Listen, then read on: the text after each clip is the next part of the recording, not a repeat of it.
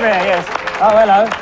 Party started already. Well, Julia, it's very kind of you to join us. Would you care for a drink? Yeah, Jools, that's very nice of you. I'd like red wine, please. Could I have a red wine? It's funny, isn't it? Because you see, tonight of all nights, we should be especially aware of the harmful effects that alcohol can have on the body.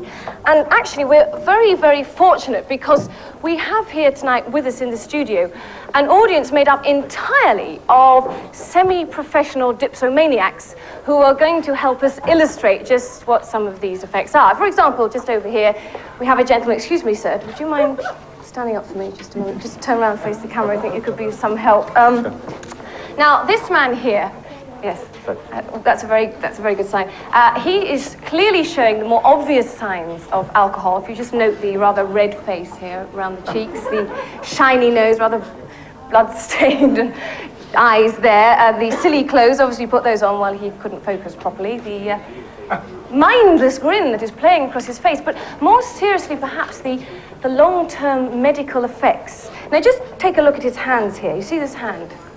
See, it's total inability to grasp anything. But you would note later on, it's increased ability to point, to pinch, to squeeze women's breasts, to infiltrate ladies' underwears, to punch Scotsmen, and to make V signs at taxi drivers. If I just move on, the brain, which is always affected and can only actually manage one thought at a time, usually, and probably this case, tonight's the night. And if we just carry on over here, there's always the bladder, which craves emptying at odd but frequent intervals, usually in shop doorways or taxis or telephone boxes. Then there's the forearms, which take over from the legs when walking. And the balls,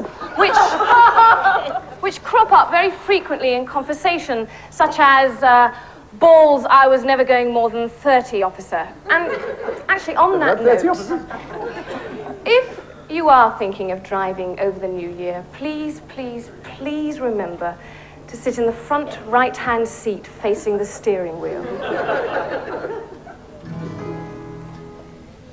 And I wake up and she's sleeping and her little heart is beating. And she's breathing soft and gentle, and her breasts, they gently rise and gently fall.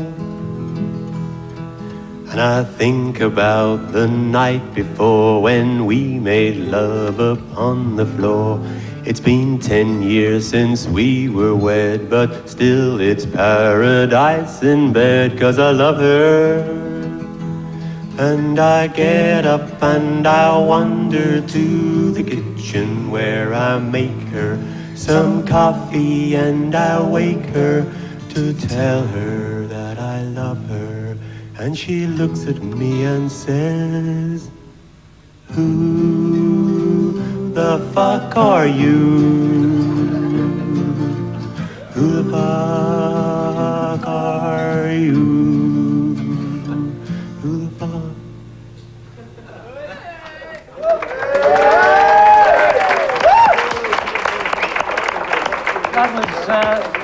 That was really lovely, boys.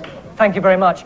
Later on in the programme, we'll be talking to the blind woman who regained her sight in 1986 and watched an episode of Howard's Way and has asked to be made blind again. But first of all, Julia. Yes, well, of course, also at this time of year, all our thoughts turn to the same problem. Just what to do with that wok we were given for Christmas. Well, now, Phil, you're a bit of an expert on Chinese cookery, aren't you? So what do you do with a brand new wok to get it ready for use? Well, first of all, you've got to oil it inside. Oh, really? Why is that? That's it to stop it squeaking when you're going too fast on the motorway. Oh, I see, I see. So, Phil, do you use a non-stick wok or an ordinary wok? Well, I mean, you can use both, of course, Julia, but I personally prefer the non-stick variety because I find there's nothing more embarrassing than leaving your kitchen to join your guests in the dining room and having a wok stuck to you. Yes.